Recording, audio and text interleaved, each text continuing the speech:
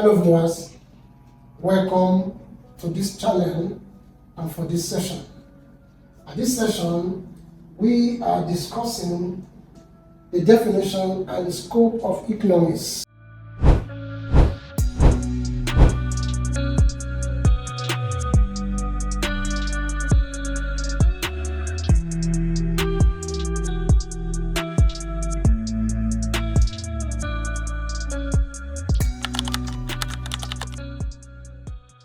When you talk about the definition and the meaning of economics, economics as a subject is very dynamic.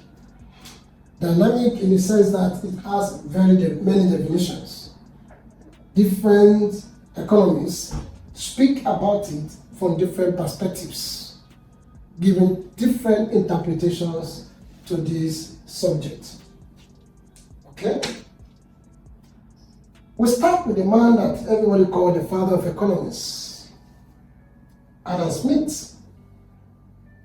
In 1776, he described economics as an inquiry. Inquiry trying to find out. What are you finding out? Nature and the causes of wealth. That's what the father said, Father Adam Smith. In another century, J.S. Mill described economics as a practical science. A science that has to do with production, distribution of wealth. You can see the connection, wealth. Wealth of nations, distribution and production of wealth. Within the same century, Alfred Marshall defines economics as a study of mankind in the ordinary business of life. Business. Mankind. Business of life. Business. Wealth. Business. Mankind. Human being. Nature. Can you see? Nature. They're all saying the same thing, but they're interpreting in different ways. Nature. Mankind. Wealth. Business. Are you with me? Good. Can you see? Ordinary business of life, earning and enjoying living life. Okay? H.J. Davenport defines economics as science that treats phenomena from standpoint of price. This man looks at economics from the standpoint of price. Price determines whether you buy or you don't buy, whether transaction takes place or not, whether production completes or not. Remember, the completion of production is at the end user, the consumers. Cannon defines economics as a study of things having to do with man's material welfare, mankind, man, nature, mankind, man, material welfare, wealth, material. Hegel defines economics as a study of how total production could increase production, so that the standard of living of people might be improved. People, mankind, human being, welfare, standard of living, welfare, standard of living, welfare. Are you with me? You can see that all these economists, they were interpreting their understanding of the subject from different perspectives, but indirectly they're saying virtually the same thing. Let's move on. The most acceptable and the widely used definition was given by Lionel Robbins. Robbins in 1932 defines economics as the science. Remember, somebody mentioned science earlier. That was J.S. Mill, say practical science. Robbins is science. This science studies human behavior. Human. Remember, the father of economics, Adam Smith, mentioned the study of nature. And then I think Alfred Marshall also make reference to what? Mankind. Man. And then the other one, Piggy, also mentioned what? Man's wealth. And the last person, he also mentioned what? Standard of living of people, human behavior, as a relationship between ends and scarce means, which has what? Alternative uses. This definition by Robbins became widely acceptable because it encapsulated the basic problem in economics of scarcity of resources chasing unlimited wants. Are you with me? You can see he has already put together some of the basic concepts of economics.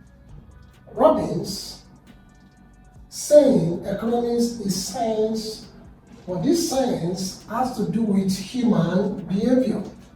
Which aspect of behavior of human? How human relates its ends. The word ends here are wants. Okay? With the scarce means. The means here are resources, which are always scarce, compared to what? To the wants. And because they are scarce, there's always alternative uses, which is talking about choice. And remember, once there is choice, there will be what? Opportunity cost. So you can see this definition encapsulated the basic concept of government, the concept of want, of scarcity, of choice, and of course of opportunity costs. Good. So, the basic problem of scarcity and choice, I just explained that. And the fact that economics may not be a pure science, but a social science. So we are going to the scope of economics, that is the areas or the branches covered by economics, right? The extent to which economics deal with human activities, particularly production, distribution, and of course, consumption of goods and services. So let's look at this scope, how it covers this area, right? Consumption, which has to do with how to satisfy your wants. Remember, every production is aimed at what? Satisfaction. We call it utility. Satisfaction, utility. Any production that does not create utility, it cannot be said to be a production, but it's not complete and the human wants are satisfied. Production, of course, creating goods. And these goods are created by putting together the factors of production, the land, the capital, the labor, and of course the entrepreneur, putting them together for the purpose of production, and that is what we call production. Then we have exchange. The exchange involves buying and selling. Okay? Between individuals, between companies, or between countries. International trade. Exchange. Okay? Then we have distribution. These are all scope, the area covered by economics, all economic activities. How income and wealth are being shared. Right?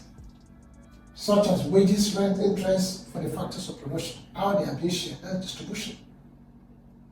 Then public finance has to do with budgeting, taxation, expenditure, revenue. All these are part of the scope of economics.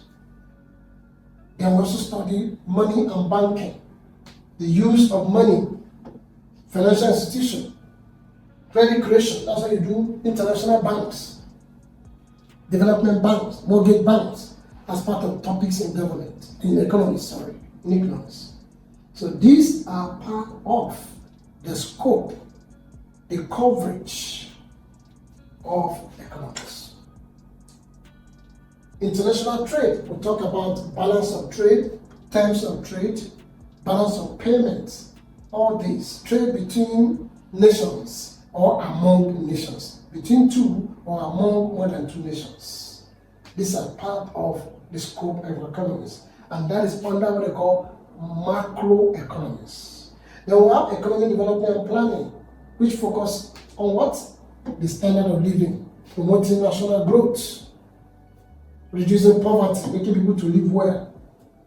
We have economic growth, and then we have economic development. All these are part of what? Economic scope. Then we have the microeconomics, which is a branch that studies individuals' behavior, consumers, firms, and industries. Finally, we have the macroeconomics here that studies the whole economy, which include inflation, unemployment, national income, and of course growth. This macroeconomics. Then we have labor economics. It has to do wages, employment, trade unions, labor productivity. All this we study in economics to their scope. You can see the economics has very wide scope. And that's why those topics are broken like that to reflect the scope of economics. Then we have agricultural and industrial economics that studies all activities that refer to what? Agriculture and industries.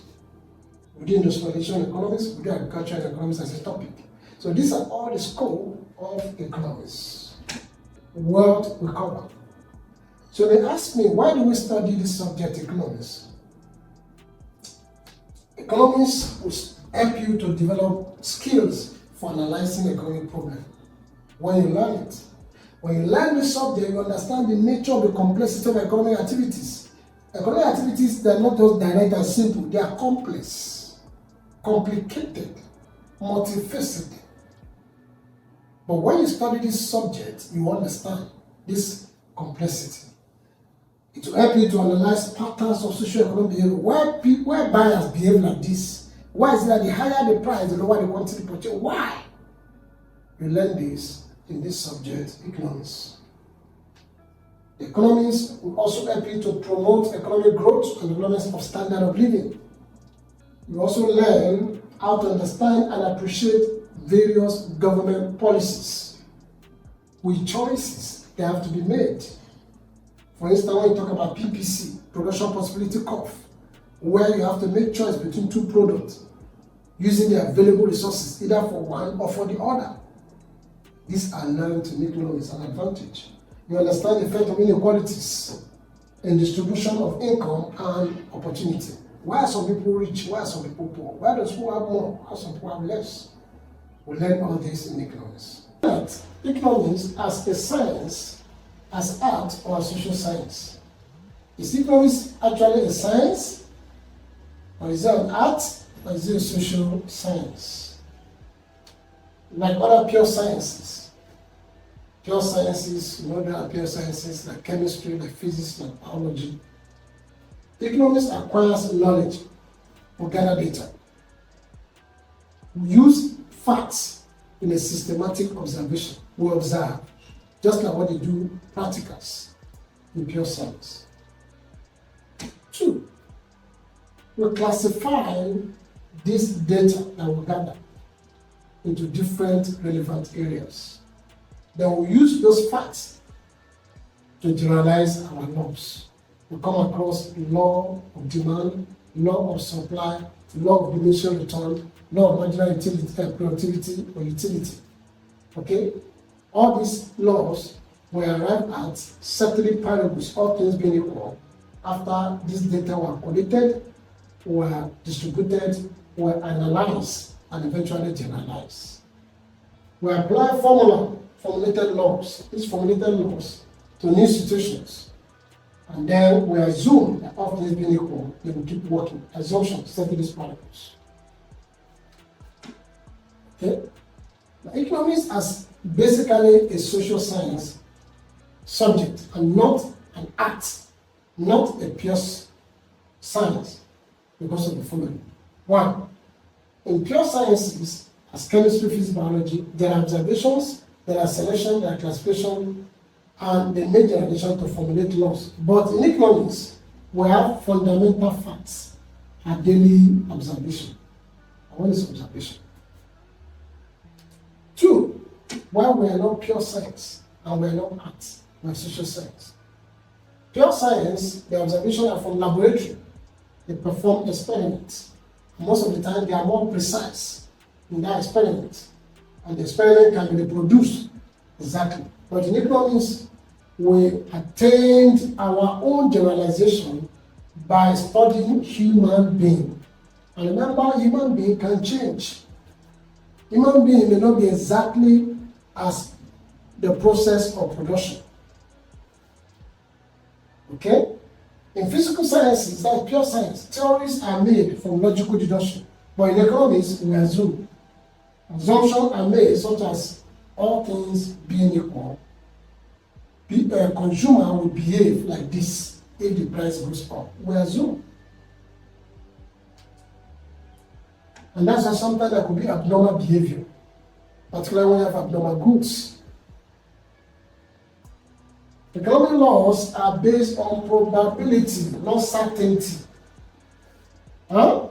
Sciences are always exact because they perform experiment and they assume that they're sure that this is what will happen.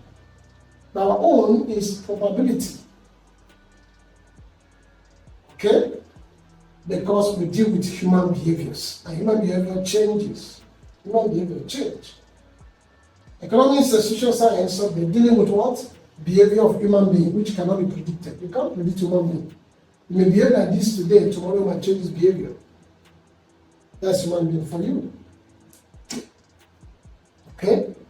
So economy, therefore, should be called a science subject because it makes use of scientific methods in its area of study. We use their method. We use the method of science. It makes use of both deductive and inductive methods. What can you deduce from this behavior, from these actions, from this process of productivity? So we apply scientific methods. We are not pure science, but we apply scientific methods. That's why we say we are social science, relating it with human behaviors. Hi, I'm sure you enjoyed the video you just watched. To see more content as that, preparing you for your upcoming exam, make sure to smash the subscribe button and turn on notification. Also, remember that you can use the comment section to send us your questions or your inquiries, and we are happy to take them. I'll see you in the next video. Bye.